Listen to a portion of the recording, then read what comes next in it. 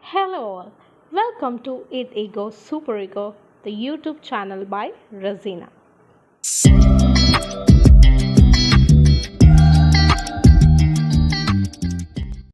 September 10th is observed as the World Suicide Prevention Day, and it was established in 2003 by the International Association for Suicide Prevention in conjunction with the World Health Organization.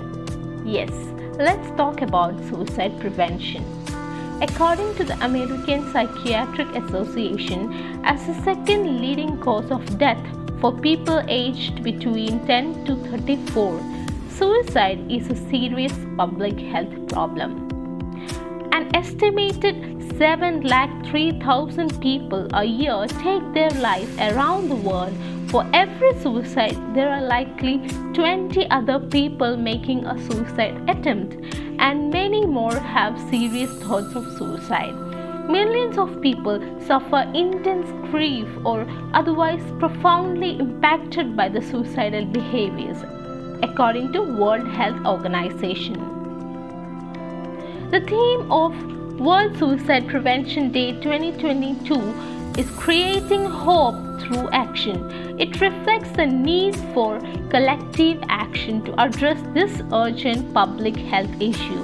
All of us, family members, friends, co-workers, community members, educators, religious leaders, healthcare professionals, political officials, and governments can take action to prevent suicide in your region. Suicide and suicide attempts have a ripple effect that impact not only individuals but also families, communities, and societies. Associated risk factors for suicide, such as job or financial loss, trauma or abuse, mental and substance use disorders, and barriers to accessing healthcare, have been further amplified by COVID-19.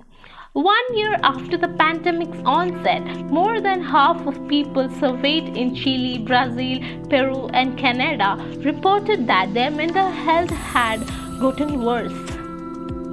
Suicide can be prevented. However, key evidence-based suicide prevention measures, including restricting access to means for suicide, example firearms, pesticides, etc., mental health and alcohol reduction policies, and promoting responsible media reporting on suicide. Social stigma and a lack of awareness remain major barrier to help seeking for suicide. This highlights the need for mental health literacy and anti-stigma campaigns. So, what are the risk factors? Certain people are at high risk than others. Okay, let's check this one by one. Previous suicide attempt or attempts. A history of suicide in the family. Substance misuse or abuse.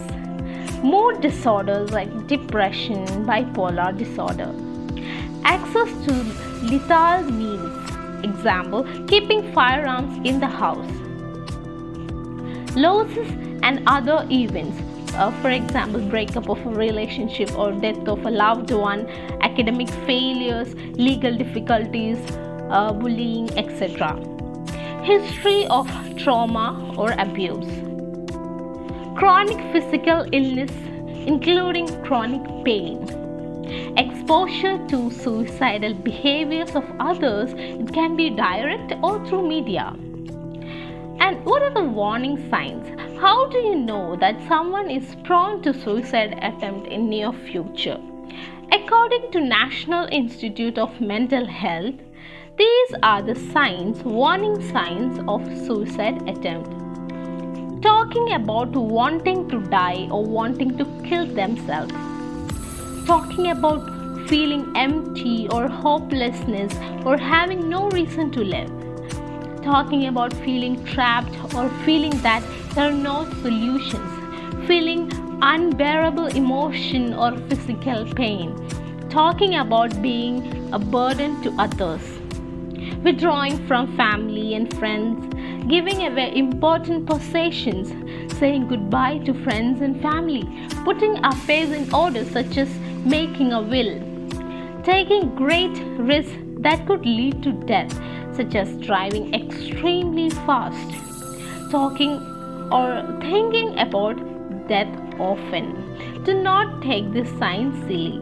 It is very important to be alert when the person is searching for lethal methods online, stocking pills, or buying dangerous weapons. Suicidal thoughts or actions are signs of extreme distress and should not be ignored. Get help as soon as possible.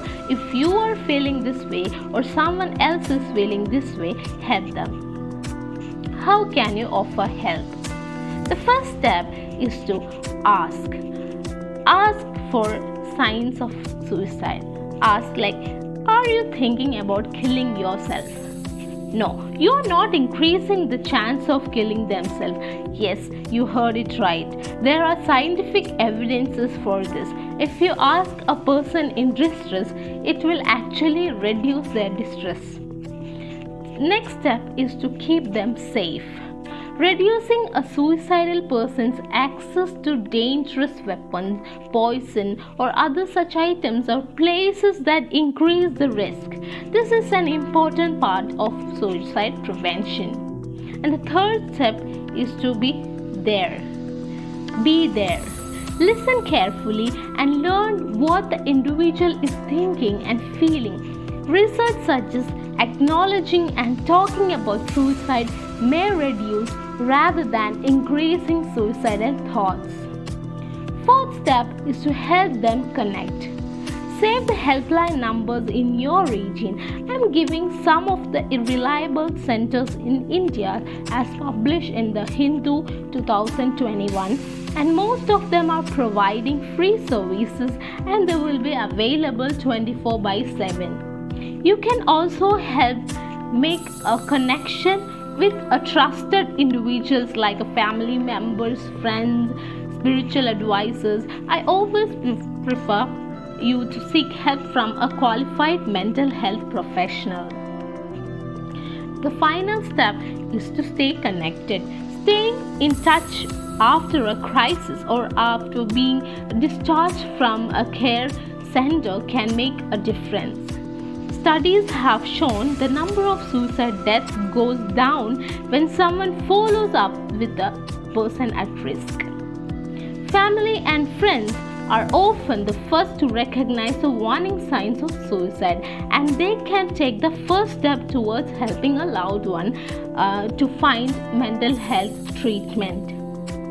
But the biggest challenge of all time is to overcome the taboos related to mental health. And suicidal thinking doesn't get better on its own. So, get help.